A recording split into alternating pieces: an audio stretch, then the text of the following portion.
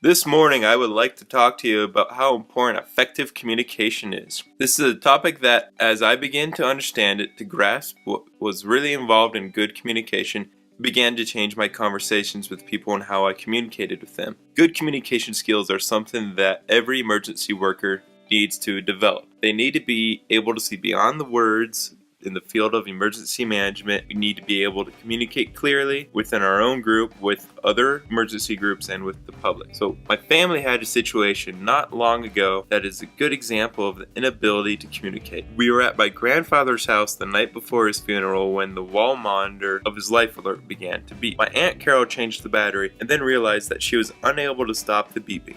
The following conversation then took place. The wall. Hello, your alarm is going off. Do you have a problem? Aunt Carol. I changed the battery and now I can't stop the beeping. The wall.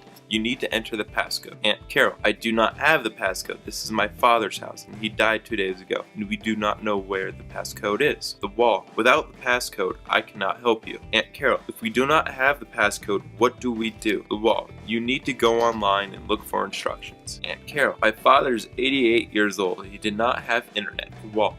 I'm sorry, without the passcode, I cannot help you. Aunt Carol, could you send someone out to help us? The wall. I'm sorry, it is after hours and no one is available. Have a nice evening. At this point, the monitor was ripped out from the wall, disconnecting all the wires. The person who was doing the monitoring was obviously taught to communicate via a scripted message and did not know what to do when the communication did not follow the script. What was upsetting to us was the "have a nice evening."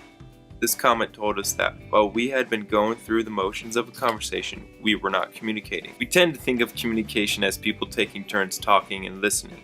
It is so much more than that. The communication is comprised of listening, hearing, body movement, emotions, and voice tones. We need to develop techniques for making sure what we heard is what was said. Repeating back the information and ask questions can help us make sure what we have heard correct. We need to speak clearly, using words that can be understood by our target audience. Often we can learn more from the nonverbal component of the conversation than we do from the actual words spoken. What is the body language saying? Is there eye contact? How are we sitting?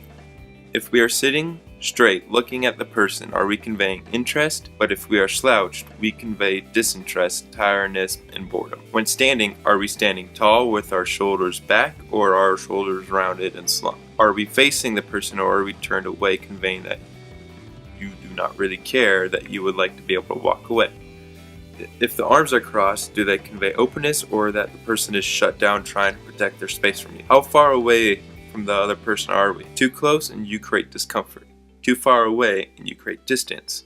Are we stiff or are we relaxed? In an emergency, we need to be able to convey confidence and calmness because how we come across will affect how the other person handles the situation. If we are calm and they are afraid, our calmness will help them calm down. If we are an emergency worker conveying that our body language is mixed, signals creating distrust and frustration, how can we expect private citizens to trust us to help them? I have this kid that I am trying to mentor with a combination of Asperger's and learning disabilities. One of the difficulties with talking to him is his body language. His voice tones and his words do not match, making it really hard trying to figure him out. He makes some bizarre statements that could be taken as threats. Are they? I don't know. He kind of has a grin to his face while making them. He's trying to be funny or get attention, I can't tell. Voice tones can tell us a lot. They can convey extreme emotions such as stress, joy, anger, depression, but they also can convey boredom and insecurity. I too grew up with learning disabilities, and one of the things I am learning as an adult is how to interpret voice tones. I often mistook passion for anger, and I sometimes would sound angry when I really was just tired. For me, this means that when I am under the stress of an emergency situation, I need to make sure that not only do I not misinterpret someone else's voice tones, are an accurate expression of what I want to convey. In emergency situations, so much of our communication is done over radio or over phone, making it crucial that our voice tones accurately portray what we are trying to communicate. Emotional language is another component of our communication. Do we allow our own emotions to interfere with our hearing what the other person is trying to say to us? Do we fail to listen for the emotions being displayed? What emotions are we ourselves expressing? As a child, I worked with a therapist to help me understand my emotions. I remember her drawing smiles and frowns and other facial expressions on the board and having to identify which emotion was being expressed. Being able to read people's emotions gives emergency workers insight on how the individual is holding up. When all parties involved in a disaster or emergency situation are able to fully communicate, it simplifies the situation and reduces the errors that could happen due to the lack of communication. It allows for a better working environment because it enables trust to form. We need to remember that communication is more than just words. If we are able to accurately and quickly assess a situation and the needs of the people involved.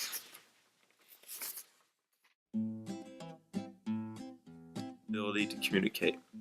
We are at my grandfather's house. When standing, we are. If their arms are crossed, do they convey? And with they will all vanish. I promise. It's just a matter of time. So It's the same, almost the same sense, completely different though. In an emergency, we need. Shouldn't have done that. Okay.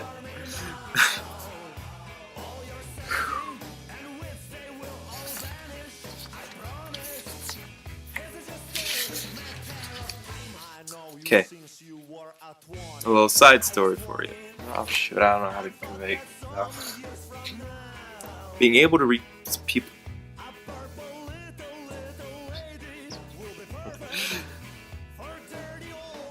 Oh, end of speech.